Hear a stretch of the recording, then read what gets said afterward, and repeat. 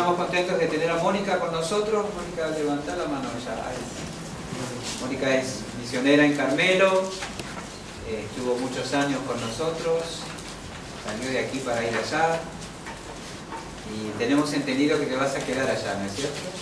Así es, el Señor fue indicando y mostrando la necesidad de quedarme allá y pido la palabra para dar gracias a la Iglesia por sus oraciones, por su apoyo y para animarnos a que continúen orando. Muy bien, así lo hacemos, realmente seguimos orando por ti y la obra ahí en Carmelo, siempre nos gusta ver fotos y cosas que... Y también estamos saludando a nuestros hermanos de allí para que... Muy bien, dale los nuestros también, gracias a Dios. Muy bien, Daniel capítulo 5, ese es nuestro texto durante estos domingos. Vamos a leerlo y luego tenemos una palabra de oración. Pedimos al Señor que Él utilice la Biblia en nuestros corazones. El rey Belsasar hizo un gran banquete a 1000 de sus príncipes y en presencia de los 1000 bebía vino. Belsasar, con el gusto del vino, mandó que trajesen los vasos de oro y de plata que Nabucodonosor su padre había traído del templo de Jerusalén, para que bebiesen en ellos el rey y sus grandes, sus mujeres y sus concubinas. Entonces fueron traídos los vasos de oro que habían traído del templo de la casa de Dios que estaba en Jerusalén, y bebieron en ellos el rey y sus príncipes, sus mujeres y sus concubinas. Bebieron vino y alabaron a los dioses de oro y de plata, de bronce, de hierro, de madera y de piedra. En aquella misma hora aparecieron los dedos de una mano de hombre que escribía delante del candelero sobre lo encalado de la pared del palacio real, y el rey veía la mano que escribía. Entonces el rey palideció y sus pensamientos lo turbaron, y se debilitaron sus lomos y sus rodillas daban la una contra la otra. El rey gritó en alta voz que hiciesen venir magos, caldeos y adivinos. Y dijo el rey a los sabios de Babilonia: cualquiera que lea esta escritura y me muestre su interpretación, será vestido de púrpura y un collar de oro llevará en su cuello y será el tercer señor en el reino. Entonces fueron introducidos todos los sabios del rey, pero no pudieron leer la escritura ni mostrar al rey su interpretación. Entonces el rey Belsasar se turbó sobremanera y palideció, y sus príncipes estaban perplejos. La reina, por las palabras del rey y de sus príncipes, entró a la sala del banquete y dijo: Rey, vive para siempre, no te turben tus pensamientos ni palidezca tu rostro. En tu reino hay un hombre en el cual mora el espíritu de los dioses santos, y en los días de tu padre se halló en él luz e inteligencia y sabiduría como sabiduría de los dioses, al que el rey Nabucodonosor tu padre, oh rey, constituyó jefe sobre todos los magos, astrólogos, caldeos y adivinos, por cuanto fue hallado en él mayor espíritu y ciencia y entendimiento para interpretar sueños y descifrar enigmas y resolver dudas. Esto es en Daniel, al cual el rey puso por nombre Belsasar. Llámese pues ahora a Daniel, y él te dará la interpretación. Entonces Daniel fue traído delante del rey, y dijo el rey a Daniel: ¿Eres tú aquel Daniel de los hijos de la cautividad de Judá, que mi padre trajo de Judea? Yo he oído de ti que el espíritu de los dioses santos está en ti, y que en ti se halló luz, entendimiento y mayor sabiduría. Y ahora fueron traídos delante de mí sabios y astrólogos para que leyesen esta escritura y me diesen su interpretación, pero no han podido mostrarme la interpretación del asunto. Yo pues he oído de ti que puedes dar interpretaciones y resolver dificultades. Si ahora puedes leerme esta escritura y darme su interpretación, serás vestido de púrpura y un collar de oro llevarás en tu cuello y serás el tercer señor en el reino. Entonces Daniel respondió y dijo delante del rey: tus dones sean para ti y da tus recompensas a otros. Leeré la escritura al rey y le daré la interpretación. El Altísimo Dios, oh rey, dio a Nabucodonosor tu padre el reino y la grandeza, la gloria y la majestad. Y por la grandeza que le dio, todos los pueblos, naciones y lenguas temblaban y temían delante de él. A quien quería mataba y a quien quería daba vida. Engrandecía a quien quería y a quien quería humillaba. Mas cuando su corazón se ensoberbeció y su espíritu se endureció en su orgullo, fue depuesto del trono de su reino y despojado de su gloria.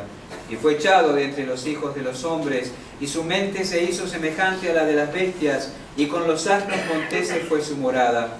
Hierba le hicieron comer como a buey, y su cuerpo fue mojado con el rocío del cielo, hasta que reconoció que el Altísimo Dios tiene dominio sobre el reino de los hombres, y que pone sobre él al que le place. Y tú, su hijo Belsasar, no has humillado tu corazón sabiendo todo esto, sino que contra el Señor del cielo te has ensoberbecido, e hiciste traer delante de ti los vasos de su casa, y tú y tus grandes, tus mujeres y tus concubinas bebisteis vino en ellos. Además de esto, diste alabanza a dioses de plata y oro, de bronce, de hierro, de madera y de piedra, que ni ven, ni oyen, ni saben. Y al Dios en cuya mano está tu vida y cuyos son todos tus caminos, nunca honraste. Entonces de su presencia fue enviado a la mano que trazó esta escritura. Y la escritura que trazó es Mene, Mene, Tekel, Upharsin.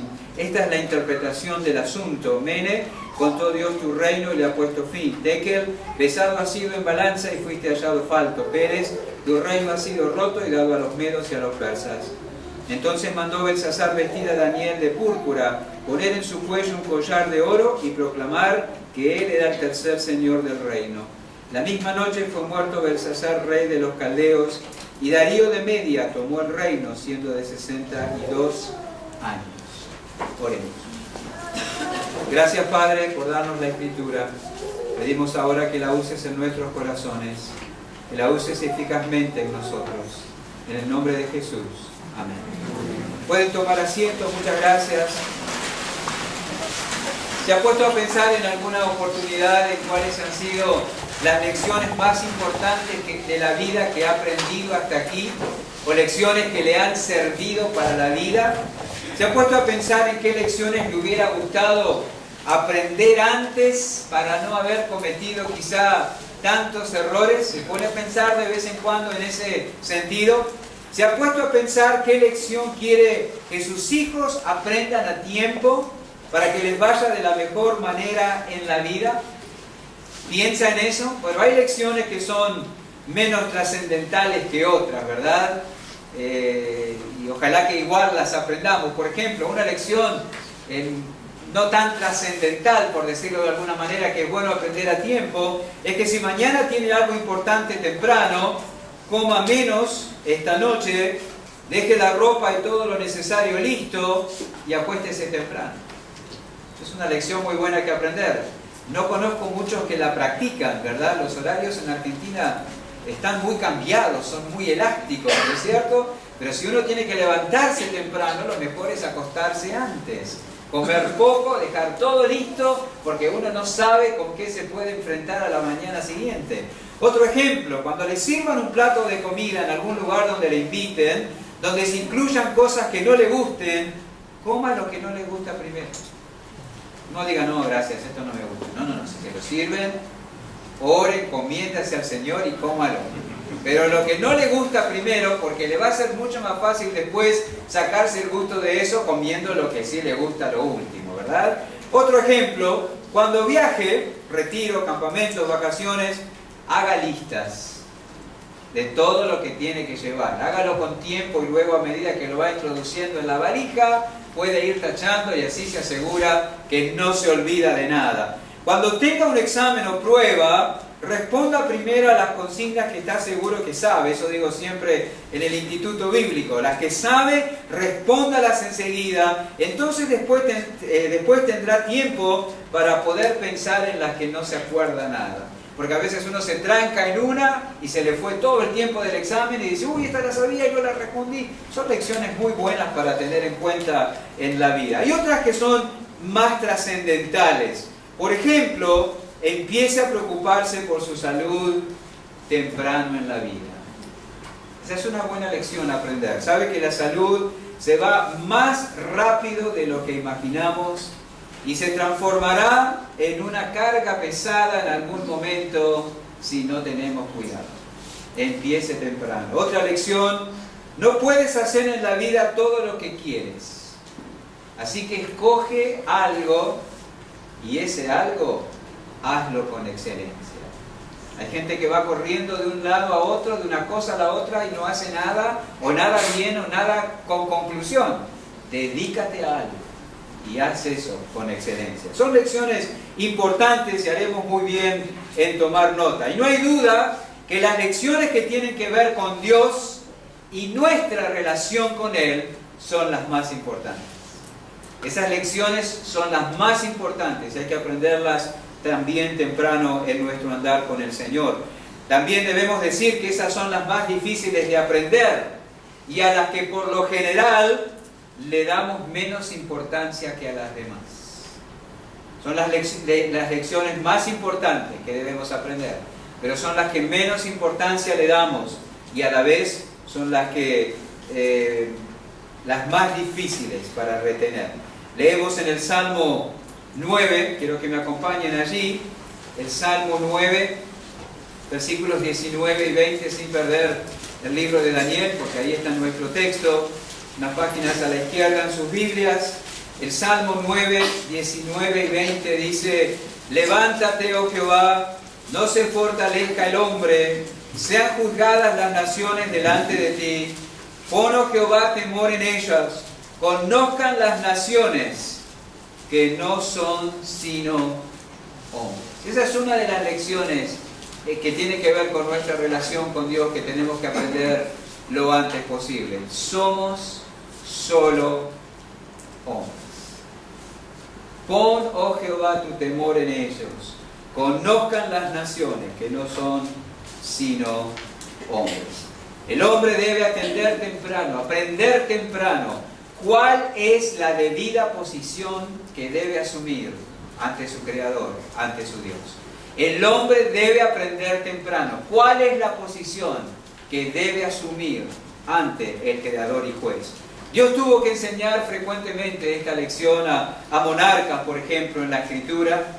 Se lo tuvo que enseñar a Faraón, ¿verdad? Faraón tuvo que aprender quién era Dios y quién era él. Faraón tuvo que aprender cuál era la posición que le convenía tomar ante el Dios de los hebreos. Y también Dios tuvo que hacerlo con Nabucodonosor, ¿verdad? Alguien que participa en la historia que estamos considerando durante estos domingos. Nabucodonosor fue enseñado por Dios que Él es el soberano del universo y que Nabucodonosor, Él con mayúscula, era solamente un hombre endeble. Nabucodonosor tuvo que aprender eso, aunque le costó mucho. Sabe que Dios volvió con esa lección en varias ocasiones a la vida de Nabucodonosor. Él debía aprender que Dios es el soberano y que él era solamente un hombre endeble. Pero como dijimos, es de las lecciones más difíciles que aprender. Y Dios tuvo que volver a intentar con eso una y otra vez en la vida del rey Nabucodonosor. Miremos la primera ocasión en que Dios intentó enseñarle esa lección a Nabucodonosor. Volvamos al libro de Daniel, esta vez al capítulo 1.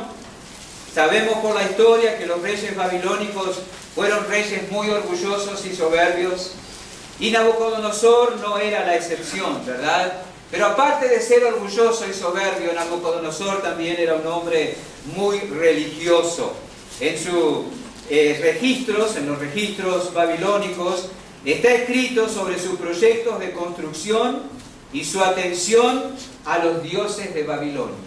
Él quiso perpetuarse a través de grandes proyectos de construcción. La soberbia le movía en esa dirección, pero también él era un hombre idólatra. No hay duda de que el hecho de haber tomado Jerusalén y toda Judea, cuando Sennacherib, el rey de Asiria, antes que él lo había intentado y había fracasado, contribuyó a que el orgullo de Nabucodonosor se fortaleciera en su corazón y también que él se afirmara en su idolatría. Pero Dios comenzó a provocar ciertos acontecimientos en la vida de este rey que lo llevarían a corregir esa actitud. La primera ocasión en que Dios intenta enseñarle a Nabucodonosor que él es solo un hombre endeble, la encontramos aquí en Daniel capítulo 1.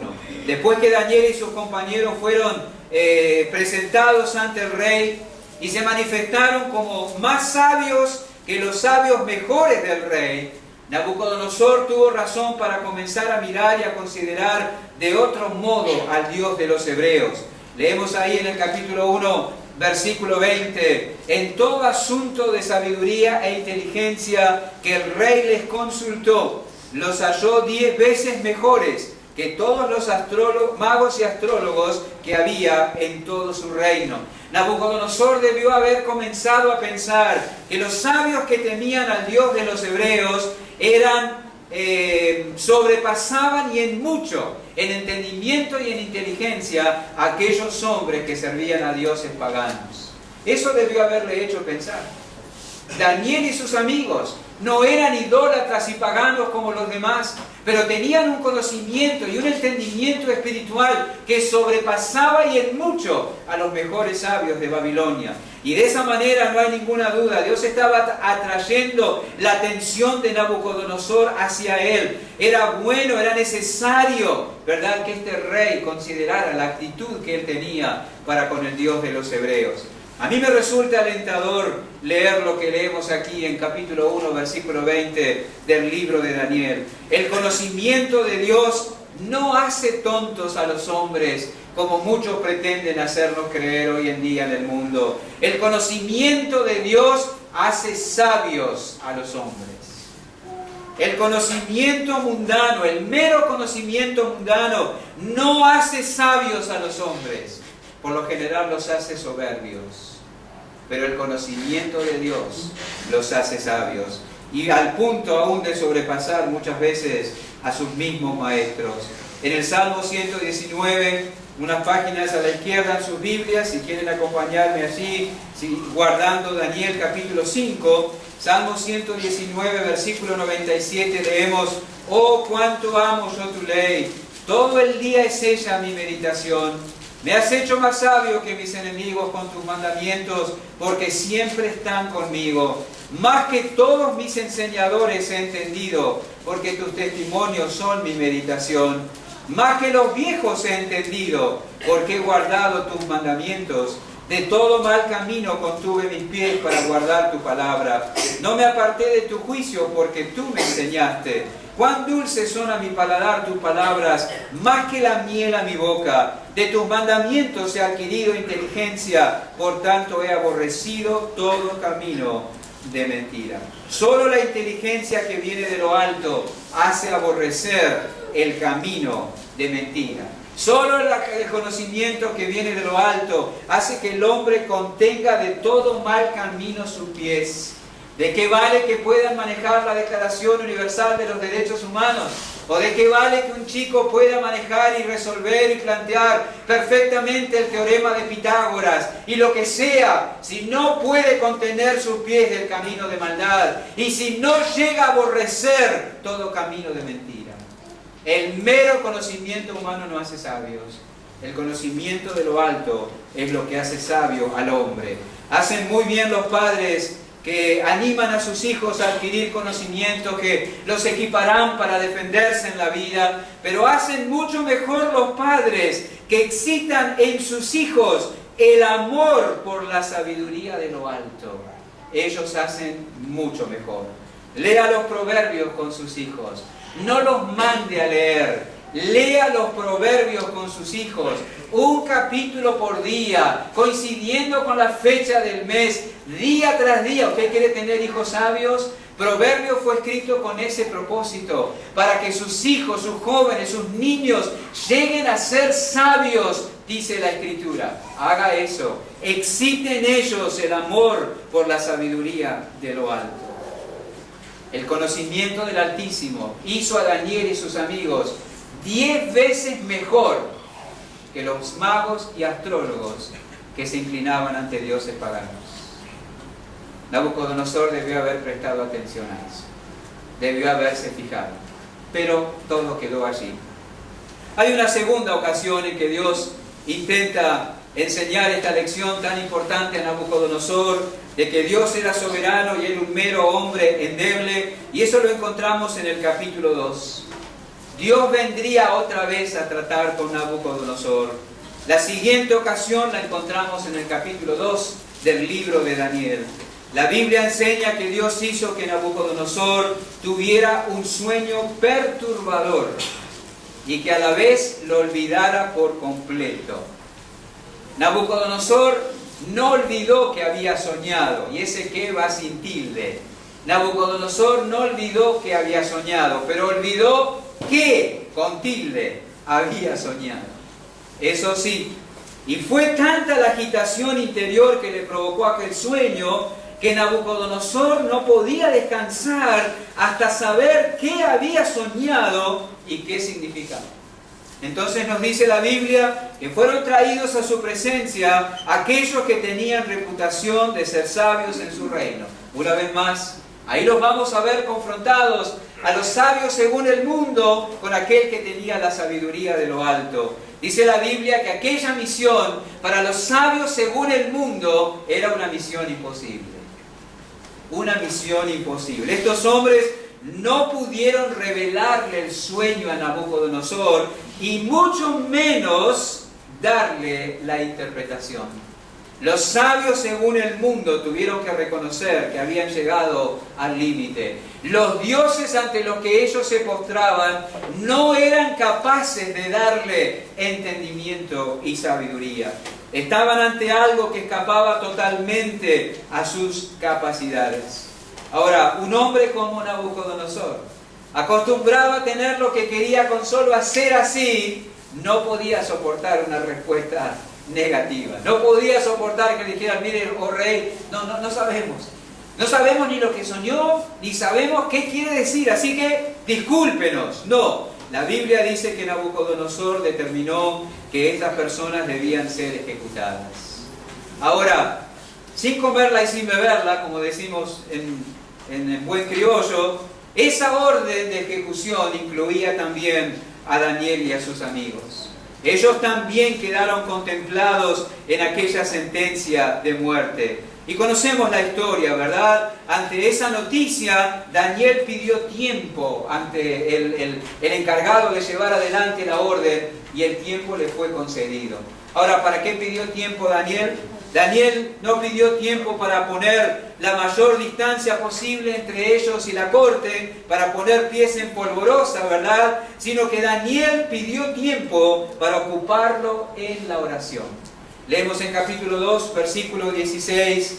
Y Daniel entró y pidió al rey que le diese tiempo y que él mostraría la interpretación al rey. Luego se fue Daniel a su casa e hizo saber lo que había a Ananías, Misael y Azarías, sus compañeros, para que pidiesen misericordias del Dios del cielo sobre este misterio, a fin de que Daniel y sus compañeros no pereciesen con los otros sabios de Babilonia. Entonces el secreto fue revelado a Daniel en visión de noche, por lo cual bendijo Daniel al Dios del cielo. Y Daniel habló y dijo, sea bendito el nombre de Dios de siglos en siglos, porque suyos son el poder y la sabiduría. Me humilla pensar en la actitud de Daniel. Pensemos un momentito, piensen conmigo. Dios no había impedido que Daniel fuera arrancado de su tierra y de su familia y llevado a Babilonia como prisionero de guerra. Dios no lo había impedido. Pero Daniel seguía recomendando con toda confianza a su Dios. Interesante, ¿no? Dios no lo había librado de esa situación tan horrible. Pero Daniel no dejó de recomendar con toda confianza a su Dios. Usted diría, bueno, fue llevado como cautivo, pero estaba en la corte. Sí, pero en aquella corte él era un esclavo. No tenemos que olvidarlo. Hay cosas que son más valiosas que los lujos terrenales. Y de muchas cosas valiosas Daniel fue privado, pero eso no afectó su fe en el Dios vivo y verdadero. Y él seguía recomendando a su Dios, tal como leemos en el versículo 20, sea bendito el nombre de Dios de siglos en siglos, porque suyos son el poder y la sabiduría. Su fe estaba intacta. Lamentablemente hay creyentes o personas que profesan ser creyentes en las que las dificultades y las pruebas van haciendo mella en su fe en lugar de fortalecerla. Y luego de varios golpes sucumben amargados y resentidos. No puedo confiar más en Dios. Dios no me libró de esto y no me libró de aquello. Parece que se ha olvidado de mí, no responde a mi oración, no hace lo que le pido, no me da todo lo que necesito, no me ha tratado como yo quería. sucumben. La fe se debilitó en lugar de fortalecerse en medio de las pruebas. La fe debe dar tranquilidad a la mente y al corazón de que Dios está haciendo lo mejor. Y que más importante que nuestro bienestar es la gloria de Dios. Estoy seguro que ese era el pensamiento de Daniel. Señor, yo quisiera estar en Judea con mi familia, pero tú me trajiste a Babilonia. Yo quisiera aquella vida, pero tú has determinado esta vida para mí. Así que yo lo debo aceptar gozoso, y aquí, en este marco, yo debo honrarte y glorificarte. Si ustedes prestan atención y leen los versículos, capítulos que hablan de la parte biográfica del libro de Daniel, cada vez que lo oímos hablar a Daniel, él trata por todos los medios de que aquella persona con la que él está hablando no ponga su atención en él, en Daniel, sino que ponga su atención en el Dios del cielo. Capítulo 2, versículo 26. Respondió el rey, dijo a Daniel, al cual llamaban Belsasar: ¿Podrás tú, Daniel, hacerme conocer el sueño que vi y su interpretación? Daniel respondió delante del rey diciendo: pero por supuesto, querido, andad despidiendo a los sabios, magos, astrólogos, adivinos y encantadores, que aquí estoy yo. No. El misterio que el rey demanda, ni sabios, ni astrólogos, ni magos, ni adivinos lo pueden revelar al rey. Pero hay un Dios en los cielos. Es maravilloso. El esclavo. Y muchos creen que él fue hecho eunuco para poder servir en la corte de Nabucodonosor. De cuántas cosas valiosas él fue privado. Sin embargo, dice el rey: no soy yo. Rey, no me mire a mí. Hay un Dios en los cielos. Él debe ser reconocido. A pesar de todo, Daniel mantenía su confianza en el Dios del cielo. La Biblia dice que cuando el tiempo se cumplió y Dios había dado respuesta al clamor de estos 4 varones, él se presentó ante el rey. Y como dijimos, Nabucodonosor fue llevado a pensar en Daniel, de pensar en Daniel, a considerar al Dios del cielo. Daniel le recordó el sueño y le dio la interpretación. Oh, qué fantástico, ¿no? ¿De quién era el mérito? ¿De Daniel? No. El mérito era del Dios en quien Daniel confiaba. Y así lo reconoció Nabucodonosor. Versículo 46 del capítulo 2. Entonces el rey Nabucodonosor se postró sobre su rostro y se humilló ante Daniel y mandó que le ofreciesen presentes de incienso. El rey habló a Daniel y dijo: ciertamente el Dios vuestro es Dios de dioses y Señor de señores, y el que revela los misterios, pues pudiste revelar este misterio. Uy, parece que lo tenemos a Nabucodonosor donde queremos, reconociendo que el Dios de los cielos es soberano y que Él es un hombre endeble. Nabucodonosor tuvo la oportunidad de aprender que el Dios de Israel, el Dios vivo, era el verdadero. Pero la historia no termina ahí. Hay una tercera ocasión en la que el Dios de los cielos se acerca a Nabucodonosor, y eso lo encontramos en el capítulo 3. Parece ser que Nabucodonosor quedó muy impresionado en el capítulo 2, ¿verdad?, por la capacidad y la grandeza del Dios de los hebreos. Pero tenemos que decir que aún no había ocurrido un cambio profundo en su corazón. Vamos al capítulo 3 y ahí tomamos nota de eso. La estatua, ¿verdad?, que había aparecido en el sueño del capítulo 2, ¿recuerdan? Tenía de oro solo la cabeza. El tronco y los brazos eran de plata, los pies eran de bronce y los pies de hierro mezclados con barro, ¿verdad? La cabeza solo era de oro, ¿no es cierto? Quizás, y esa cabeza representaba a Nabucodonosor. Y quizás Nabucodonosor pensó: ¿y por qué solo la cabeza me representa a mí? ¿Y por qué solo la cabeza es de oro? Un momentito, merezco otra consideración, ¿no? ¿Quién como yo? Así que, dominado por su orgullo, mandó construir una colosal estatua toda de oro. Dicen los que saben que las medidas que aparecen aquí corresponden a 27 metros de altura por 3 de ancho. Así asombra la estatua, ¿no es cierto? Toda de oro. Y la mayoría de los comentaristas consideran que la estatua tenía la apariencia de Nabucodonosor. Era una estatua que hizo de sí mismo, ¿no? Uno se pregunta, ¿no será mucho? ¿Con qué necesidad? ¿Qué manifestaba esto? Manifestaba que Nabucodonosor todavía no había aprendido la lección fundamental de la vida, que Dios era soberano y que él era solamente un hombre endeble. La estatua fue colocada en un lugar estratégico y todos los oficiales del reino debían venir a la inauguración. A los pies de la estatua se dispuso una gran orquesta y se dio la orden de que cuando la orquesta interpretara la música establecida, todos debían caer al suelo adorando la imagen. Entre los oficiales presentes estaban los amigos de Daniel, quienes no se postraron ante la imagen. Capítulo 3, versículo 1 y 2. El rey Nabucodonosor hizo una estatua de oro cuya altura era de 60 codos y su anchura de 6 codos. La levantó en el campo de Dura, en la provincia de Babilonia. Y envió el rey Nabucodonosor a que se reuniesen los sátrapas, los magistrados y capitanes, oidores, tesoreros, consejeros, jueces y todos los gobernadores de las provincias para que viniesen a la dedicación de la estatua que el rey Nabucodonosor había levantado. Así que todos debían postrarse ante aquella estatua. Sonó la orquesta, todos se postraron, menos Sadrach, Mesach y Abednego. Y por supuesto, el rey se enteró enseguida.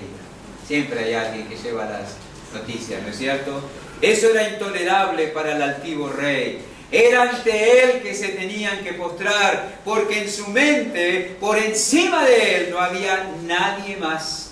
Y él no se podía permitir aquella irreverencia. Así que el rey increpó a los jóvenes dándoles otra oportunidad. Versículo 14. Habló Nabucodonosor y les dijo: es verdad, Sadrach, Mesach y Abednego, que vosotros no honráis a mi Dios ni adoráis la estatua de oro que he levantado. Ahora pues, ¿estáis dispuestos para que al oír el son de la bocina, de la flauta, del tamboril, del arpa, del salterio, de la zampoña y de todo instrumento de música, os postréis y adoréis la estatua que he hecho? Y como el pez por la boca muere, ¿verdad? Y de la abundancia del corazón habla la boca, con sus palabras Nabucodonosor desnuda totalmente su corazón soberbio, porque sigue diciendo: porque si no la adorareis, en la misma hora seréis echados en medio de un horno de fuego ardiendo.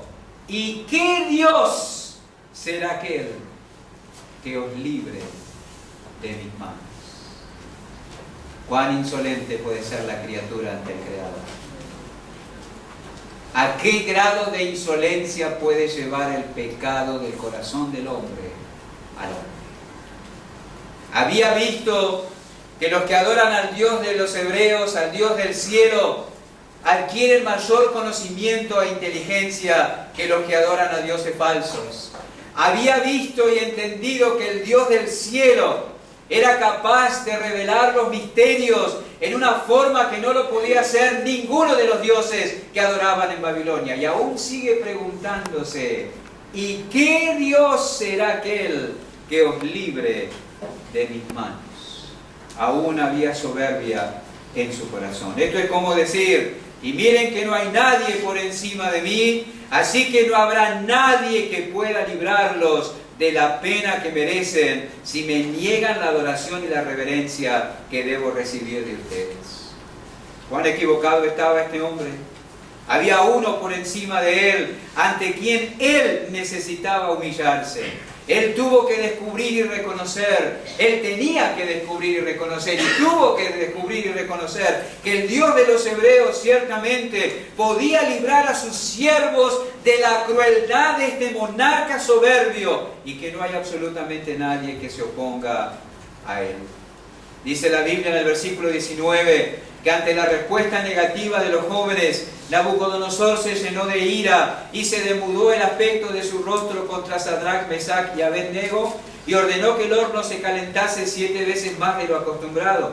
Y mandó a hombres muy vigorosos que tenían su ejército, que atasen a Sadrach, Mesach y Abed-nego para echarlos en el horno de fuego ardiendo. Entonces estos varones fueron atados con sus mantos, sus calzas, sus turbantes y sus vestidos, y fueron echados dentro del horno de fuego ardiendo. Y como la orden del rey era apremiante y lo habían calentado mucho, la llama del fuego mató a aquellos que habían alzado a Sadrach, Mesach y Abed-nego. Y estos 3 varones, Sadrach, Mesach y Abed-nego, cayeron atados dentro del horno de fuego ardiendo. Entonces el rey Nabucodonosor se espantó, se levantó apresuradamente y dijo a los de su consejo: ¿lo echaron a 3 varones atados dentro del fuego?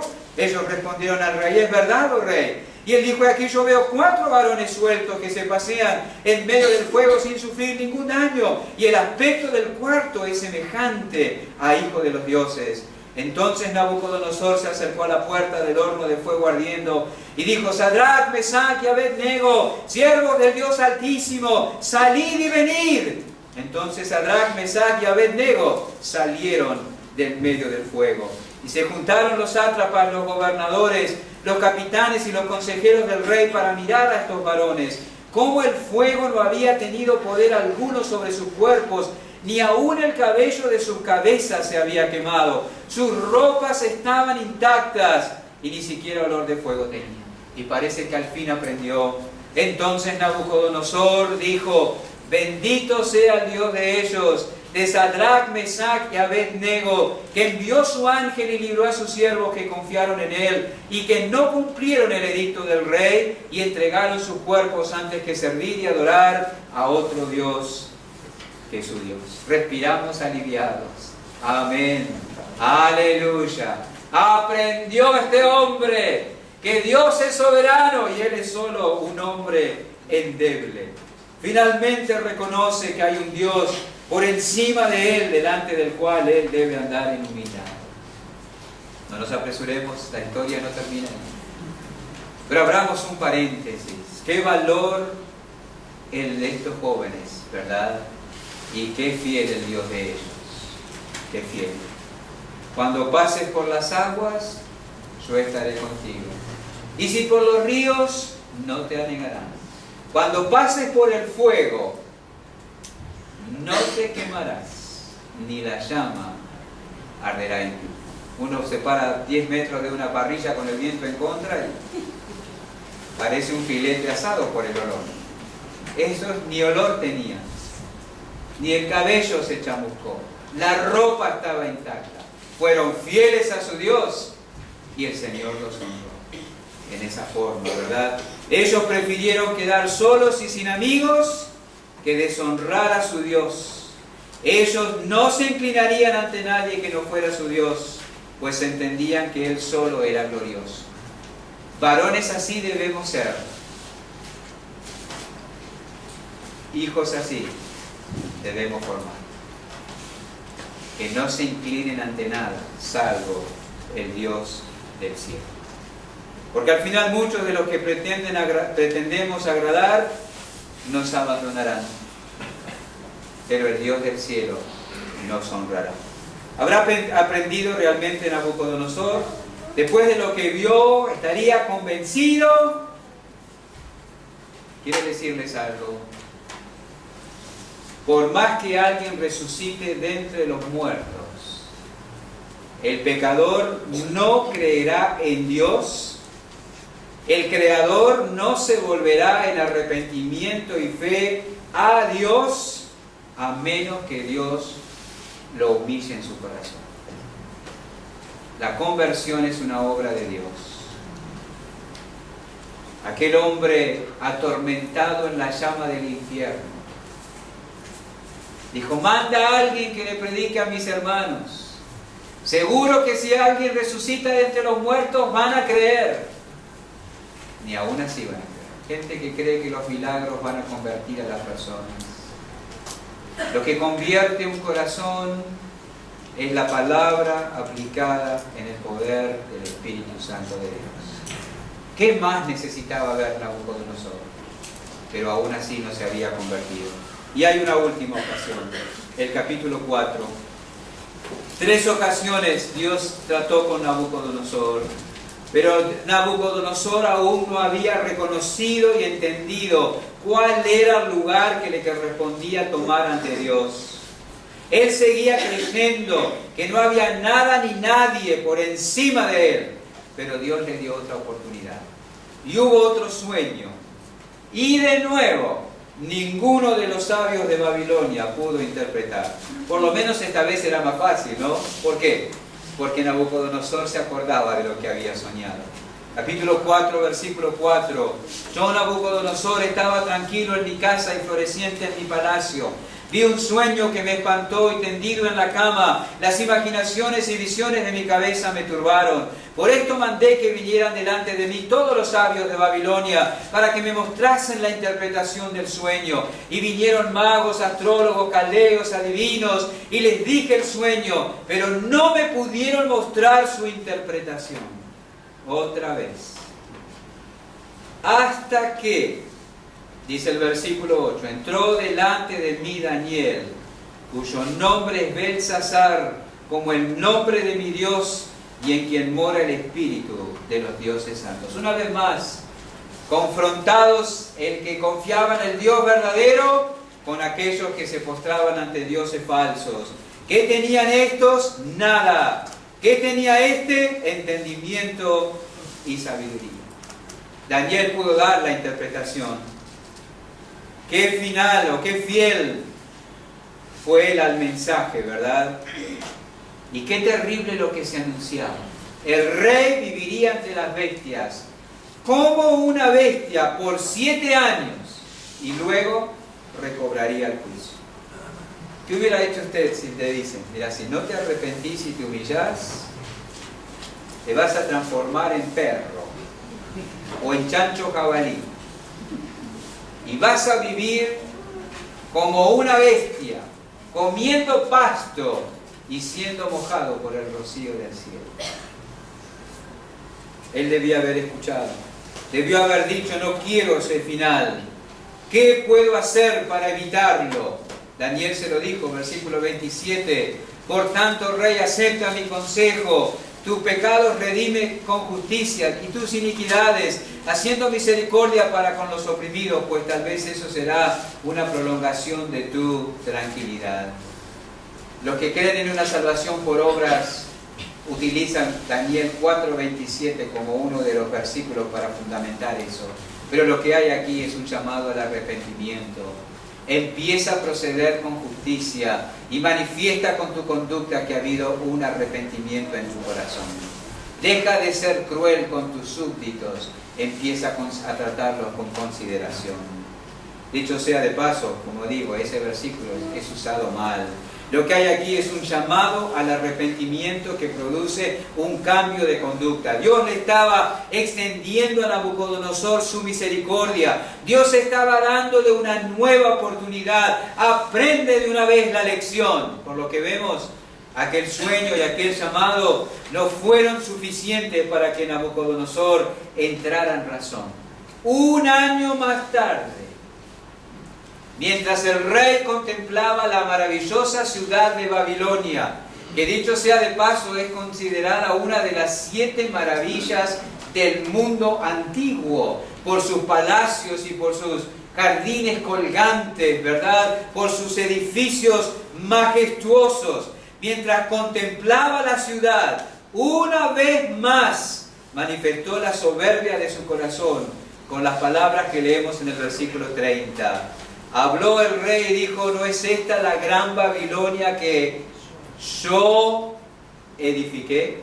Para casa real con la fuerza de mi poder y para gloria de mi majestad. ¿Está Dios en el pensamiento de Nabucodonosor? No. No aprendió nada. Una y otra vez Dios vino para enseñarle y él no aprendió hasta este momento. Procedía aún con soberbia. No había entendido que él no era autosuficiente. Él dependía de Dios y todo derivaba de él. Si él era algo, era porque Dios lo había determinado. Si él tenía algo, era porque así Dios lo había determinado. Si él había hecho algo, era porque Dios así lo había determinado. Qué difícil es esto, qué difícil de aprender. El que no tiene se revela contra Dios porque no le ha dado más. El que tiene se jacta contra Dios pensando que lo ha logrado por sí solo. Por eso el proverbista pide, no me des pobreza ni riqueza. Manténme del pan necesario, porque si soy pobre voy a robar y voy a blasfemar tu nombre. Si soy rico me voy a olvidar de ti y se va a levantar mi corazón en tu contra. Es difícil de ser equilibrado en medio del marco que Dios ha determinado para nosotros. Si tengo poco, protesto diciendo, ¿por qué no se me da más? Si tengo mucho, me enorgullezco pensando que no necesito nada, ni aun Dios. Nabucodonosor pensaba así: yo edifiqué esto. Todos tienen que conocer mi poder y mi grandeza. Él no dijo, el Dios de Daniel, el Dios de los hebreos, el Dios que está sobre mí es que me ha dado esta capacidad. No terminó Nabucodonosor de manifestar su soberbia cuando vino sobre él el juicio que Dios había determinado. Le fue quitado el reino y él llegó a morar entre las bestias del campo por 7 años. Dice el versículo 33, en la misma hora se cumplió la palabra sobre Nabucodonosor, y comía hierba como los bueyes, y su cuerpo se mojaba con el rocío del cielo, hasta que su pelo creció como plumas de águila. ¡Wow! Y sus uñas como las de las aves. ¿No se quiso humillar voluntariamente? Dios lo humilló. Pero qué maravilloso el versículo 34. Mas al fin del tiempo, yo, Nabucodonosor, alcé mis ojos al cielo y mi razón me fue devuelta. Y bendije al Altísimo, y alabé y glorifiqué al que vive para siempre, cuyo dominio es sempiterno y su reino por todas las edades. Todos los habitantes de la tierra son considerados como nada, incluso yo. Él hace según su voluntad en el ejército del cielo y en los habitantes de la tierra, y no hay quien detenga su mano y le diga, ¿qué haces? Dice, levanté mis ojos al cielo, alcé mis ojos al cielo. No puedo dejar de pensar en Lucas 15. Y levantándose, vino a su padre. Volviendo en sí, levantándose el hijo perdido, vino a su padre. Nabucodonosor, alzando los ojos al cielo, bendijo a Dios. Ha sido testimonio impactante, ha oído testimonios impactantes de conversiones. Recuerdo cuando era adolescente, me impactaron 2 libros, La cruz y el puñal, y Señor, hazme llorar. Testimonios de unas conversiones impresionantes. ¿Y esto? Esto es el testimonio de una conversión impresionante. El rey más poderoso del mundo dando testimonio de su conversión. Si ustedes toman nota, Daniel capítulo 4 fue escrito, o al menos relatado, por Nabucodonosor, contando cómo Dios había humillado su corazón. Nabucodonosor mismo dando testimonio de cómo Dios lo ha humillado. Que un monarca testifique diciendo, Dios me humilló y ahora reconozco que dependo de Él. Esto es el testimonio del Espíritu de Dios, de cómo Él le hizo entender a Nabucodonosor cuál debía ser su actitud hacia Él.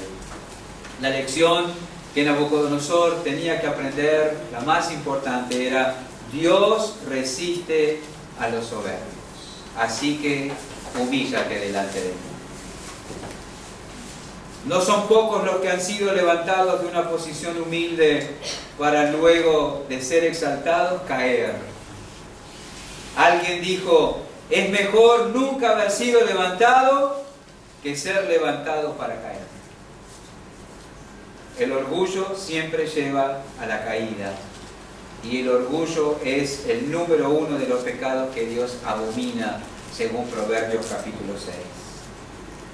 Al principio de la lectura o de la historia, mejor dicho, ya terminamos, y por el hecho de haber destruido el templo en Jerusalén y haber tomado los utensilios sagrados y traerlos como botín, Nabucodonosor quizá creyó encontrar razones para pensar que él y sus dioses eran más fuertes que el Dios de los hebreos.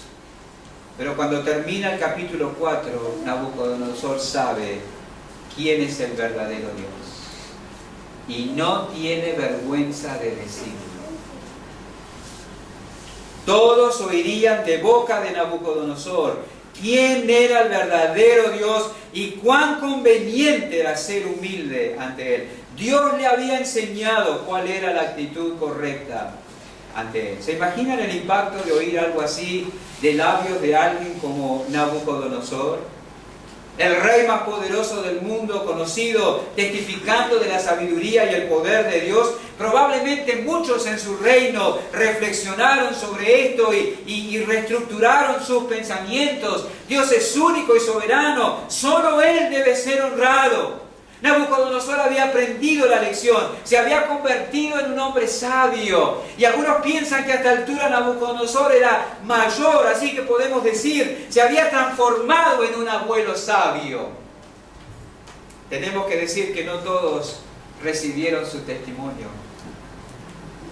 Entre los que no recibieron su testimonio estuvo su nieto necio, Belsasar, del que leemos en el capítulo 5.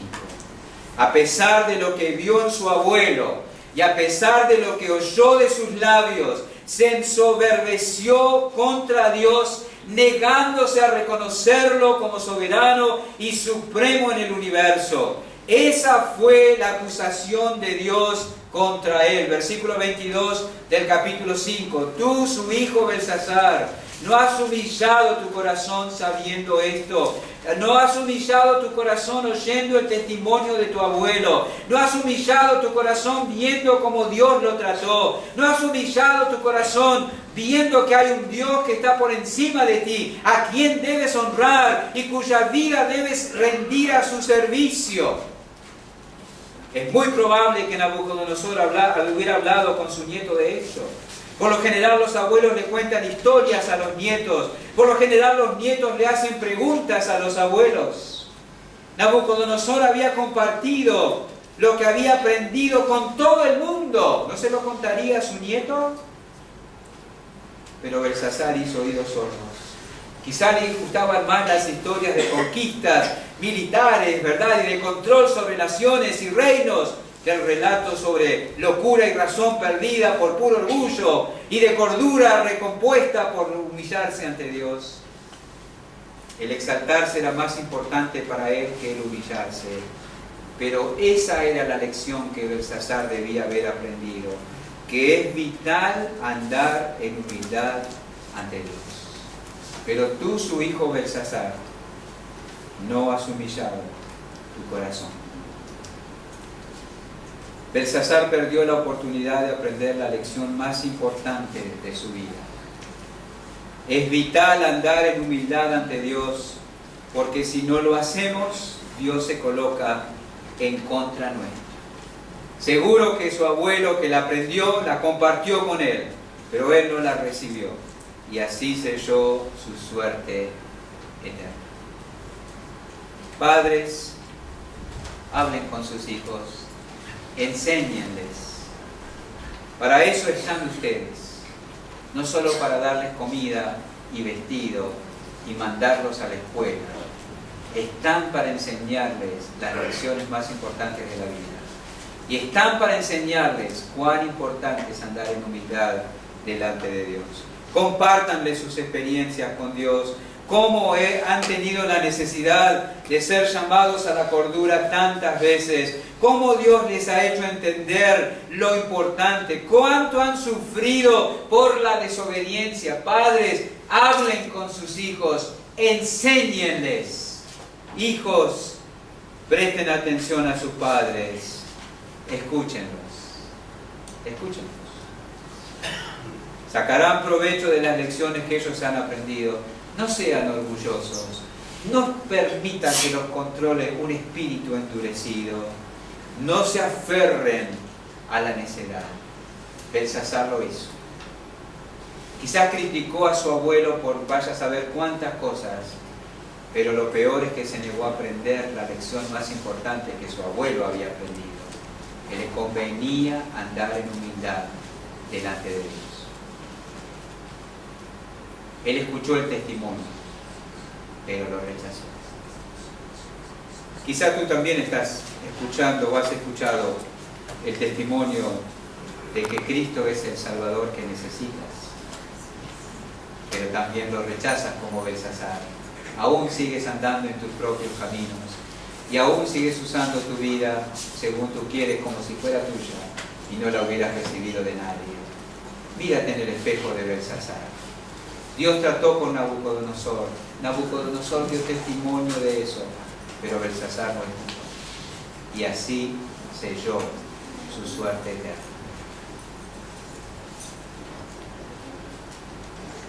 Cuán necio es el pecador.